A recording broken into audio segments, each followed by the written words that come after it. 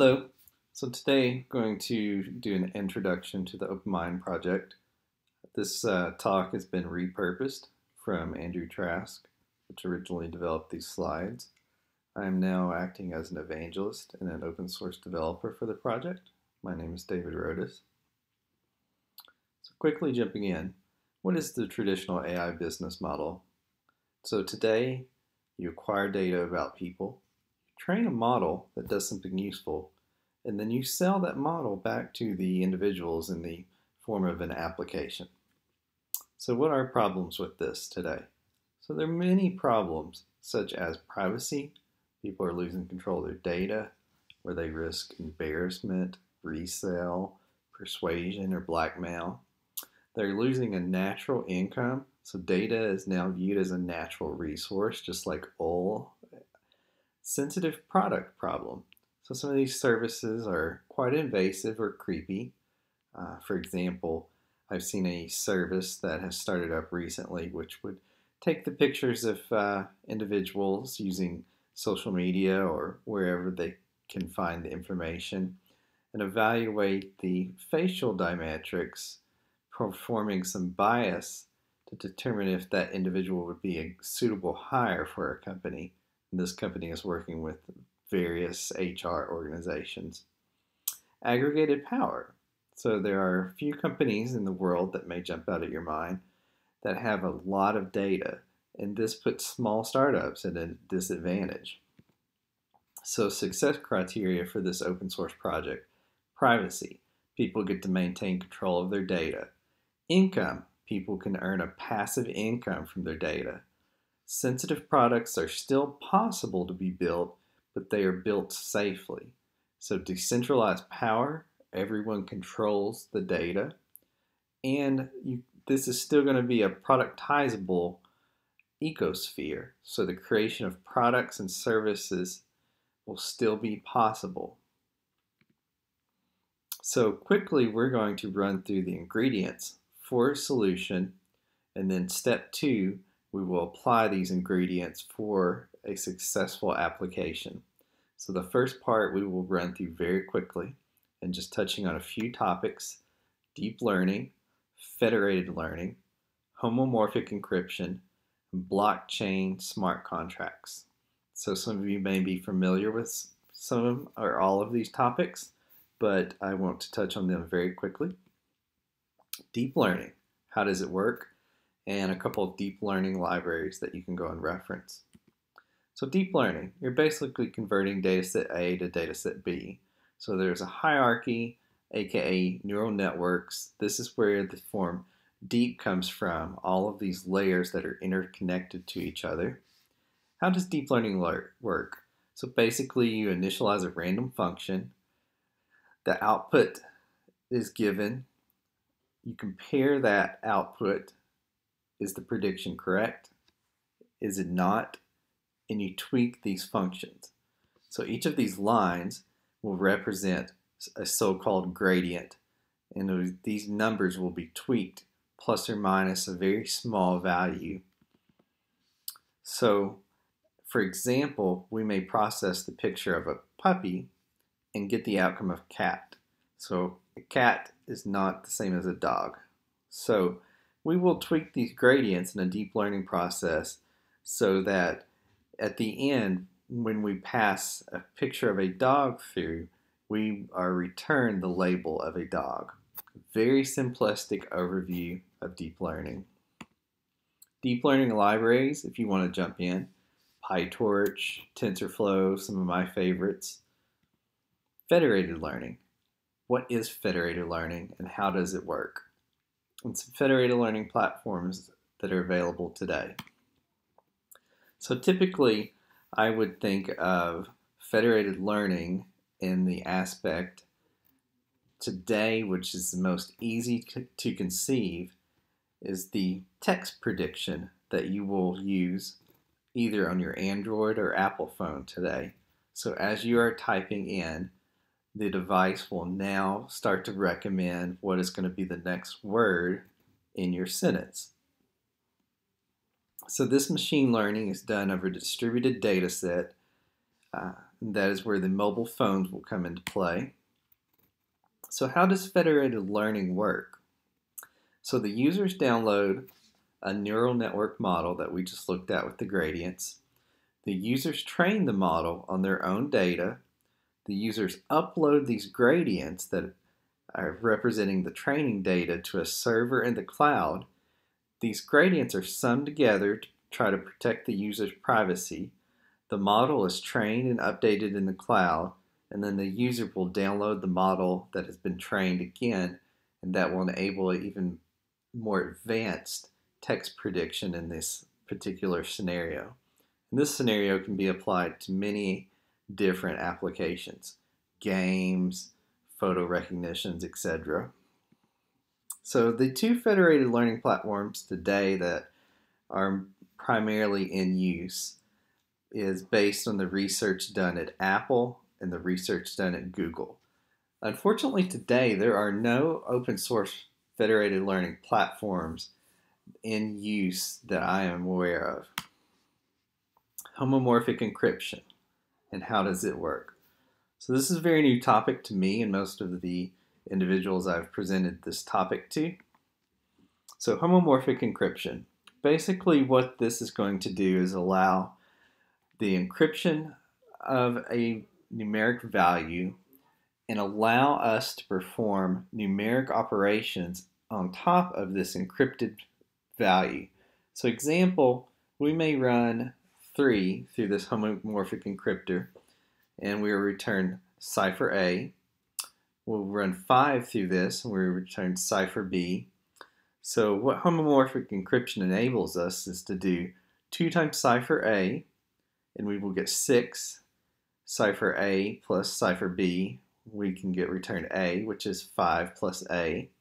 So this is a very basic example, and you can imagine, yes, I could reverse engineer these cipher values, but if you step back and you look at the deep learning with the hundreds of gradients or thousands of gradient values in there, reverse engineering that becomes a very daunting and possibly unachievable task.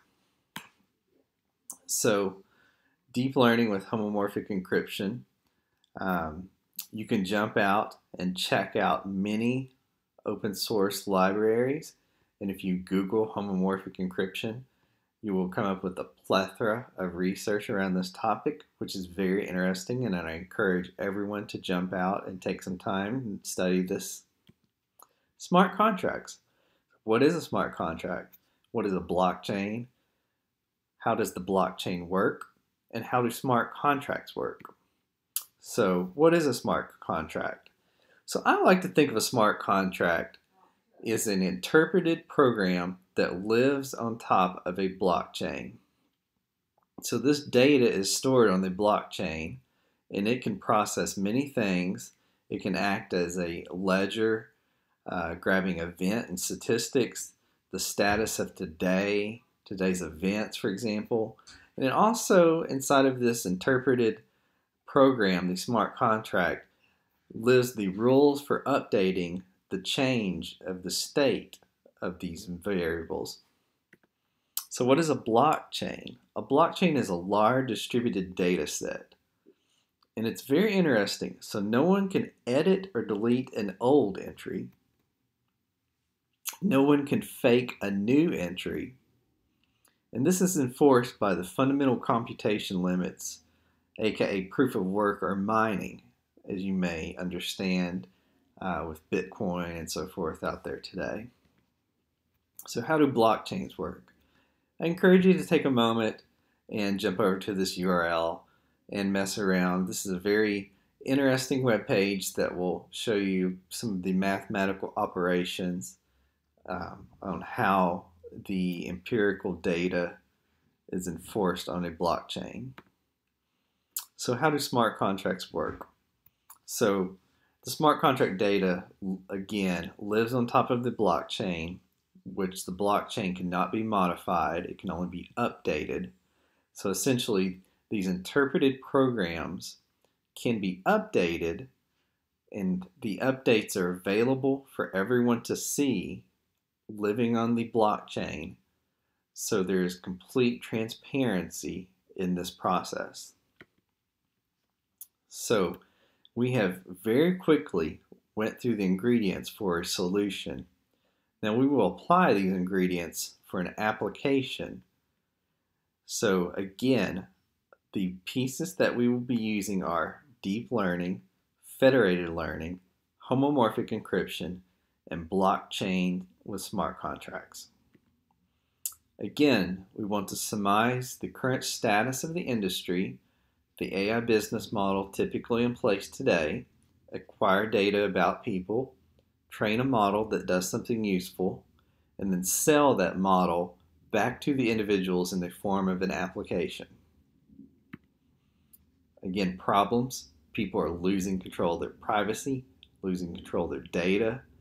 No one is earning a natural income for the data that they are sharing. Data is a natural resource. True, some people may want to be a data donor, but the amount of data being shared is at a phenomenal rate today by individuals, and it should be returned in the form of an income. And then there's also a very sensitive product problem that needs to be addressed.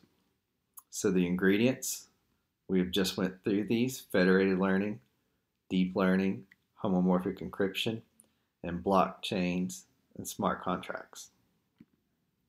So now we will jump into the architecture proposal from Andrew Trask.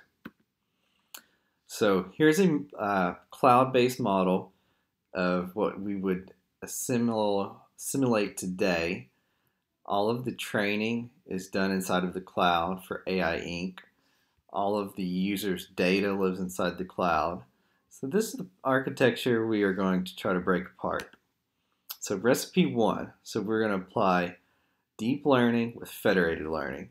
So inside of AI Inc.'s cloud, they will initialize a model. The initialized model will be sent down to Joe. Joe will receive this and train the model. The model will be uploaded to AI Inc., and this will be the gradients, so the tweaked values inside of this neural network. The model gets a little bit smarter. This will be done with Jane's data, and as you can see, the model continues to evolve and become smarter. This will be done with Jack's data, and now all of a sudden we have a very smart model that AI Inc. has in its possession. And this is based on the data that has been donated at this point to AI Inc. So what are the pros? So this model is a very nice step forward. People get to keep their data secret. There is privacy in this model. What are the cons? So unfortunately, the gradients can give hints about the data. People can also steal these models back here. So if you think about an application that is going to detect cancer, so at the end, this model may be trained and downloaded to an individual's phone. That individual could then take that model, which may be worth $1 million+ and start their own application. This again is also a blind marketplace, so no one is getting any income for the data that they're being shared. And then sensitive products can still be developed, so none of this has been addressed at this point. So let's move forward and add homomorphic encryption to this workflow. So with homomorphic encryption, we will step through the same workflow: deep learning, federated learning, and homomorphic encryption. This time, the model initialized inside of the cloud will be wrapped in homomorphic encryption. This initialized model will be sent down to Joe. Joe now cannot see what the model is doing because it is wrapped in homomorphic encryption. But Joe can train the model, and the training process works the same way as before, except that the model is passed back and forth in an encrypted fashion. So we'll rinse and repeat this cycle, and the model comes out very smart again at the end. The model can be decrypted by AI Inc. and studied, and the process can continually evolve. So this is great, right? So people get to keep their data secret. Now people cannot steal the encrypted models, and profitable businesses are being built based on those valuable models being created. So what are the cons with this model? So AI Inc. can steal data without being discovered via homomorphic encryption. So unfortunately, a malicious company could modify the neural network model to basically just siphon all of the data and not actually perform deep learning. And because the model is encrypted, no one actually knows what's going on here. And then still, this is a blind marketplace. So there's no competition on price, and there's no natural income being generated. Next, we want to evolve this workflow by adding another ingredient in, smart contracts. So you can see the workflow is slightly different now. So the model will be now initialized at AI Inc. And we have a nice data scientist, perhaps AI Inc. is a startup or a major corporation at this point. The data scientist will initialize this model using some of the OpenMined open source projects. So the model specification will now be sent to a smart contract living on a blockchain with a little bit of cryptocurrency. So this is just the model specification. There are no actual weights at this point. This model is now written to the smart contract on the blockchain. Random weights are initialized. The model is now homomorphically encrypted. Joe requests a description of the models available. Model specification is sent down. It's verified to be compatible. Request the model parameters now. The model is now sent down. Again, homomorphically encrypted. Joe receives this model and trains the model. The trained model is pushed back up to the smart contract on the blockchain. The gradients are verified as good. Now Joe is rewarded with a little bit of cryptocurrency for his work. What a beautiful model that we have now in place. So the pros again, people's data is kept secret. People cannot steal the encrypted model. This is a profitable business. Valuable models are being created.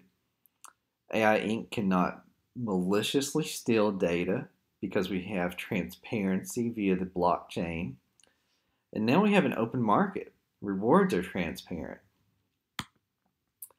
Oh no, so we have cons here.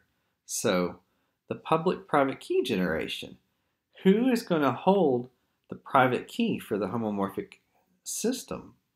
Because anyone that holds that can decrypt the model and the trained data. So the blockchain is not a good place to store this because it's 100% transparent.